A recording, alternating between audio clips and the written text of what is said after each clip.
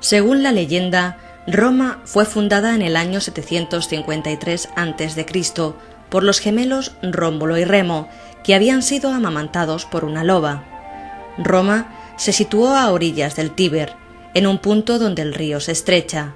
Asentada sobre el monte Palatino, era un lugar de paso para rutas comerciales, como la Vía Salaria y otras calzadas. En su origen, Roma fue una aldea de pastores provenientes de los montes albanos y sabinos. En algo más de 200 años, los romanos conseguirán liberarse de los etruscos. Poco a poco iniciarán su expansión, primero por la costa del mar Tirreno, más tarde ocupando toda la Italia central y finalmente tomando la Magna Grecia.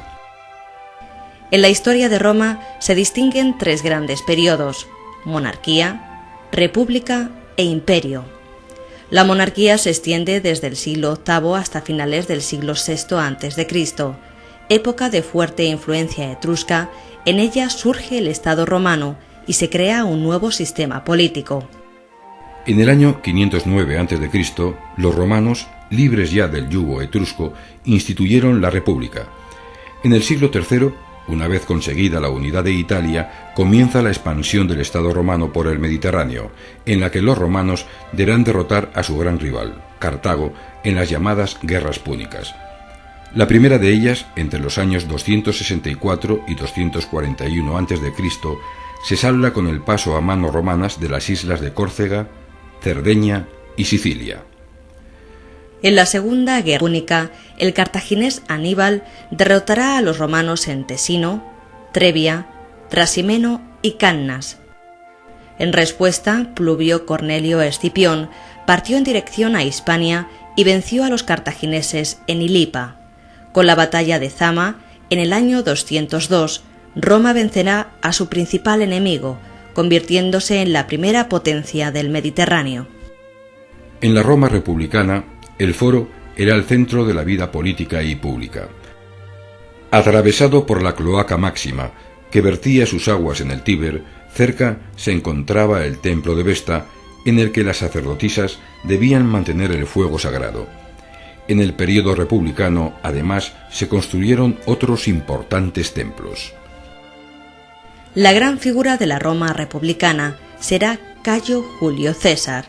En el año 59 a.C., César conquista las Galias, iniciando un periodo de expansión que hará que Roma, a su muerte en el año 44 a.C., controle prácticamente todo el Mediterráneo, desde Hispania hasta Siria. La armada romana, la más poderosa del momento, hace llegar a sus temibles legiones a los puntos más alejados del Mediterráneo. Sus campamentos se establecen en las provincias bajo control y consiguen imponer el poder de Roma por todo el territorio. Aclamado por el ejército, César tiene sin embargo muchos enemigos, siendo asesinado en el año 44 a.C. Acto seguido, se inició un periodo de lucha por el poder que solo terminó cuando Octavio derrotó a Marco Antonio y Cleopatra en el año 31 a.C. 4 años más tarde, el Senado le otorgó el título de Augusto, aceptando también el de Imperator. De esta forma se produjo la transición de la República al Imperio, una institución que iba a cambiar la faz de Roma. Con Octavio Augusto, el Imperio romano comienza una etapa de esplendor. Octavio y sus sucesores, como Trajano, llevarán las fronteras del imperio mucho más allá de lo legado por César, añadiendo nuevos territorios en África, Hispania, Britania, Europa Oriental, Dacia, Anatolia y Egipto. El Imperio romano floreció durante 4 siglos. Roma se convirtió en el centro del mundo conocido, una metrópolis rica, poderosa y refinada, con más de 1 millón de habitantes. En su centro, desde la columna triunfal de Trajano hasta la inmensa arena del Coliseo, se erguían magníficos templos y edificios públicos. El Coliseo, uno de los más importantes edificios de Roma, fue comenzado a construir por orden de Vespasiano hacia el año 71. Con forma elíptica, podía acoger hasta 50.000 espectadores que disfrutaban viendo las evoluciones de los gladiadores sobre la arena.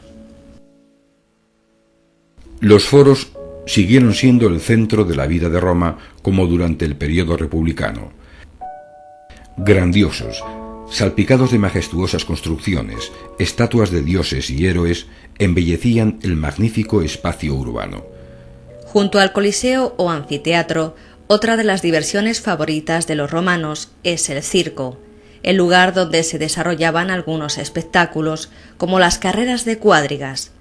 El Circo Máximo, el más importante de Roma, sirvió de modelo para otros levantados en las ciudades de provincias, como el de Tarraco, en Hispania.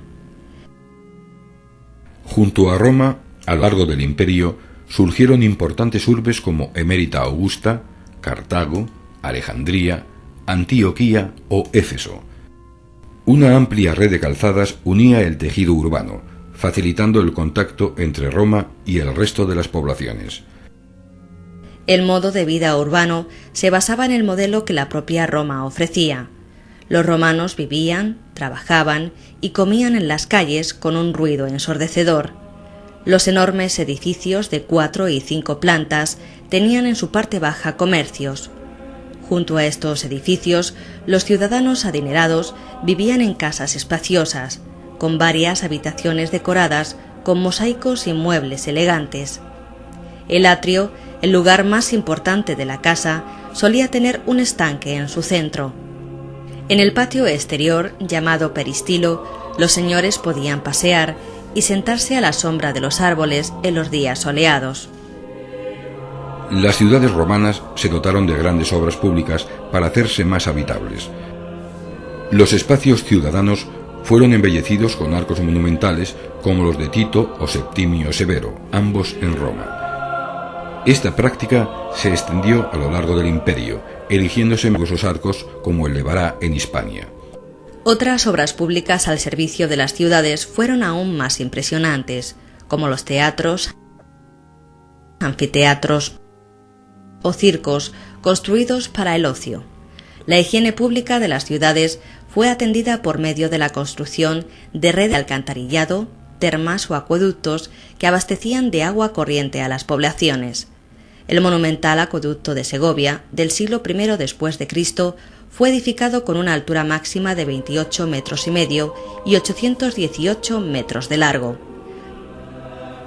Para su construcción fueron necesarios 20.400 bloques de piedra, unidos sin ningún tipo de argamasa. Fuera de las casas, el lugar preferido por los romanos para su esparcimiento y reuniones eran las termas. Lugar espléndido y elegante, solían tener las paredes recubiertas de mármol. Había en ellas baños de agua fría, caliente o vapor. Allí acudían al atardecer todos los hombres. El mundo romano e imperial floreció durante 4 siglos, pero cuando los ejércitos de las provincias cobraron fuerza, estalló la guerra civil en el siglo III después de Cristo. Para mejorar la administración del imperio, en el año 293 Diocleciano establece la tetrarquía, repartiendo el territorio en 2 Augustos y 2 Césares. Diocleciano recibió Oriente, Maximiano Italia y África, Constancio Cloro se quedó con Hispania, Galia y Britania, y por último Galerio recibió Iliria, Macedonia y Grecia. Reunificado en el año 324 gracias a Constantino, en el 395 vuelve a dividirse, esta vez en 2 partes, Oriente y Occidente, con capitales en Bizancio y Roma respectivamente. Sin embargo, la presión de los pueblos bárbaros establecidos en las fronteras atenaza a un mundo romano en plena decadencia. Roma será saqueada por sucesivas oleadas de visigodos, hunos y vándalos. En el año 476, el último emperador romano de Occidente es depuesto, finalizando una larga historia en la que Roma, la ciudad eterna, ha sido la cabeza del mundo.